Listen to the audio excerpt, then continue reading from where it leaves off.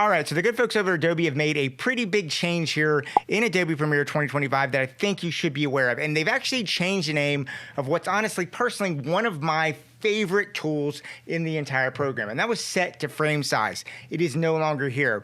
And why this tool is really important, if you are anyone that does any kind of editing for any kind of multi-platform type thing, you're often going to record your footage in 4K, 6K, even 8K these days, but your timelines and your sequences are going to be at a different resolution. Okay, so here we are in Adobe Premiere, and of course I have a 1920 by 1080 frame, which is very, very common for social media. And I'm gonna pull some footage that I brought over here from my DJI Mavic 3, some drone shots. I'm just gonna drop it in. Now, the first thing, I wanna keep this as a 1920 by 1080 because of what my delivery expectations are. I'm gonna say keep existing settings. Now, once I drop the footage in, obviously it's too big because I shot it in 4K. And this is really, really important. I wanna have all the resolution that comes from that 4K file. I wanna have the ability to punch in and do zooms and stuff. I don't want to ruin my footage. Now, when it comes time to resize this to fit, there's one thing I want you to be very, very aware of. I'm going to go ahead and select all of these right now so you can see them all set up there. And there's two real fast ways to do this. One is you can actually just right click on it. And if you right click, you're going to see something and you're going to have some options: scale to frame size, fit to frame, and fill frame. Whatever you do, do not hit scale to frame size. I'm going to show you why. So I'm going to take this one clip right here. I'm going to go scale to frame size. And now you have it scaled to frame size. It looks good, right? But check this out.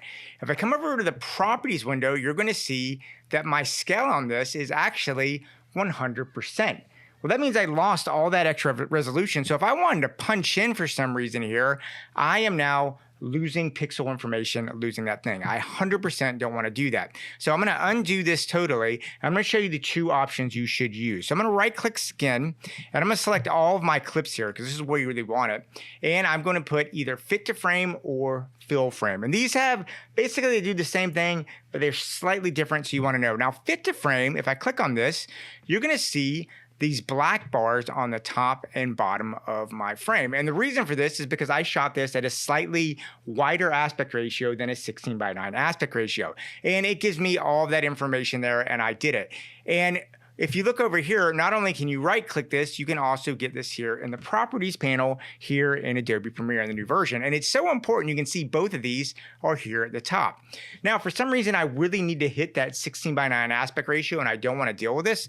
Well, check this out. All I have to do is I can click on this and put fill frame, and I'm good to go. Once again, I can come to fill up here, or I can do fit. Either one is going to be good and really get me what I want. And the most important thing is if you look here, look at this.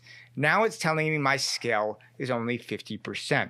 And this is great. And even though I have a situation where I did fill frame, well, check this out. If I move this over a little bit, look at this. I still have that information. I haven't lost it there on the side. So it's just really, really nice. This gives me a really, really good base to get those little subtle punch-ins. So if I wanted to do just like an extra punch-in or push-out or slight reposition, I have all that information. I haven't sacrificed my pixel data. This is very, very important. So as you can see, this fit to frame and fill to frame is a super important thing. And what I love about it most is I can bring in 100 clips, and if I just select them all, once again, I can click and look, I can do them all at once, or if I come to the properties, once again, I have the option.